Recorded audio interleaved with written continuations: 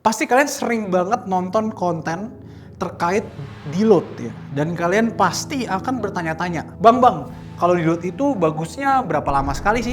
Nah, gue tahu kenapa, karena gue juga pernah ada di posisi itu. Jadi pada video kali ini gue akan jelasin ke kalian terkait deload menurut sains, dan kenapa deload itu nggak harus kalian lakuin sesering itu. Karena faktanya, deload yang terlalu banyak itu juga bisa mengurangi potensi kalian untuk latihan dan juga mengurangi potensi kalian untuk mendapatkan performa yang lebih baik. By the way, kalau kalian suka untuk belajar fitness, join Academy Fitness untuk akses belajar fitness paling gampang. Sebelum kalian tahu tentang deload, kalian harus tahu sebuah konsep dulu. Konsep yang gue maksud itu adalah volume landmarks. Karena jika kalian tidak mengetahui konsep ini, maka kalian nggak tahu kalian itu butuh deload atau enggak. Jadi konsep ini pertama kali dipopulerkan oleh Mike Israetel dari Renaissance Periodization. Jadi pada konsep ini dijelaskan adanya korelasi antara jumlah set dan juga potensi kenaikan performa dan kenaikan massa otot. Gue nggak akan jelasin terlalu dalam, tapi pada konsep ini ada suatu landmarks yang kalian harus ketahui, yaitu MRV. MRV itu memiliki kepanjangan Maximum Recoverable Volume atau jumlah set paling banyak yang jika kalian lakukan lebih dari itu, badan kalian itu nggak akan bisa recover sepenuhnya. Jika kalian berlatih melalui MRV atau lewat dari MRV, maka performa kalian itu akan merosot atau malah jadi turun. Jadi MRV dari tiap orang itu tentu berbeda-beda. Dan juga MRV pada setiap otot itu juga berbeda-beda. Secara logika, biceps pasti bisa dilatih dengan set yang lebih banyak ketimbang otot chest atau otot dada. Karena otot yang semakin besar itu mendapatkan damage yang lebih besar pada gerakan latihannya. Jadi intinya, jika kalian latihan lebih dari MRV, maka performa kalian pasti bisa dipastikan turun dan kalian bisa menilai itu langsung pada saat kalian latihan. Penurunan yang gue maksud itu adalah penurunan yang lebih dari 10%. Jadi misalkan kalian latihan kaki, itu turun 10% dari apa yang kalian lakukan minggu lalunya. Saran gue, kalian jangan cuma mematokkan latihan kalian pada satu latihan aja. Tapi jika kalian memang sudah benar-benar kena MRV, maka biasanya 2 sesi berturut-turut, 3 sesi berturut-turut, itu pasti performanya akan turun. Kalau cuma 1 minggu aja atau 1 sesi aja performa kalian turun, maka saran gue kalian bisa untuk coba lagi minggu depannya. Karena bisa jadi hari itu kalian lagi bad mood, kalian bisa jadi juga lagi kurang tidur, kurang makan, dan lainnya. Jadi jika kalian sudah mengetahui konsep dari MRV, apa sih fungsi dari deload? Jadi jika kalian berlatih di mana latihan kalian itu stimulatif untuk massa otot, maka kemungkinan besar itu juga akan sangat fatiguing atau membuat diri kalian lelah. Jadi akumulasi kelelahan ini itu akan menumpuk, dan jika kalian berlatih pada akhirnya sampai MRV, maka pada akhirnya kalian nggak akan bisa recover dengan tepat waktu.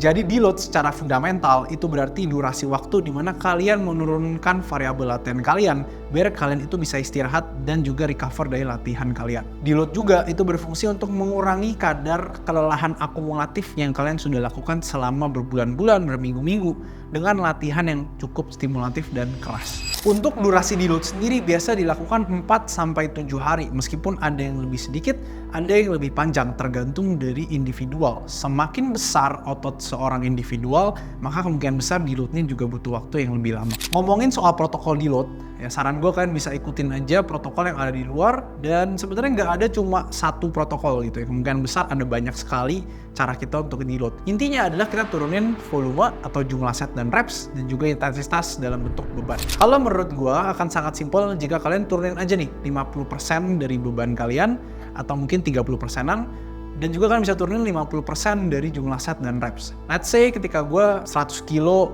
bench press ya, 5 set, 5 reps. Maka jika deload, kemungkinan gue akan cuma lakuin 2 set, 3 reps dengan beban juga setengahnya. Jadi di situ kita memastikan bahwa kita nggak latihan yang terlalu berat, dan kita memastikan juga kita tetap aktif untuk bergerak biar kita nggak lupa akan teknik yang kita lakukan. Tahu nggak sih kalian, ternyata deload sendiri itu nggak selalu harus kalian planning. Karena ada 2 tipe deload yang gue akan bahas. Yang pertama itu adalah reactive deload, atau kita bisa bilang auto-regulated deload. Ketika awal kalian latihan, kalian belum tahu nih titik tertinggi kalian atau titik MRV kalian tuh ada di mana. Jadi sebaiknya latihan itu kalian lakuin dengan progresivitas yang berlanjut. Kalian bisa untuk gas terus, naikin volume, naikin reps, naikin set, dan juga naikin intensitas ya, naikin bebannya. Sampai pada titik dimana kalian itu ngerasa kalian udah hit MRV, dengan tanda-tanda yang udah gue sebutin tadi, yaitu performa kalian yang turun selama berturut-turut itu ya, beberapa sesi berturut-turut. Jadi itu adalah reactive deload ya, jadi dimana kalian udah ngelihat tanda-tandanya baru kalian deload. Yang kedua itu adalah proactive deload atau planned deload. Ini biasanya dilakukan oleh teman-teman semua yang memang punya jadwal khusus untuk perform di tingkat yang tertinggi. Jadi sebelum kalian perform, kalian bisa untuk istirahat dulu atau bisa ngelakuin deload. Jadi biasanya ini dilakukan jika kalian sudah tahu MRV kalian di mana. Kenapa begitu? Kalau misalkan kita tidak berlatih cukup keras ya sampai MRV, maka kita itu sebenarnya masih ada sisa ya, atau ada potensi yang harusnya kita bisa maksimalkan, yang kita malah pakai untuk deload. Jadi sebenarnya jika deload itu dilakukan terlalu sering, maka bisa menjadi counterproductive untuk latihan kalian. Bayangin waktu yang kalian harusnya bisa pakai untuk latihan lebih berat, mengakumulasi volume lebih banyak, kalian malah pakai untuk istirahat yang sebenarnya kalian nggak perlu amat. Kalau misalkan kalian cuma turun 1 hari doang atau 1 sesi, ya menurut gua nggak perlu untuk kalian lakuin deload. Beda jika kalian udah coba 2 sesi, 3 sesi dan masih turun terus, maka kemungkinan ya badan kalian itu butuh istirahat. Jadi itu video tentang deload, gue harap bisa membantu kalian. Gue Daling Senjaya, sampai jumpa di video yang selanjutnya.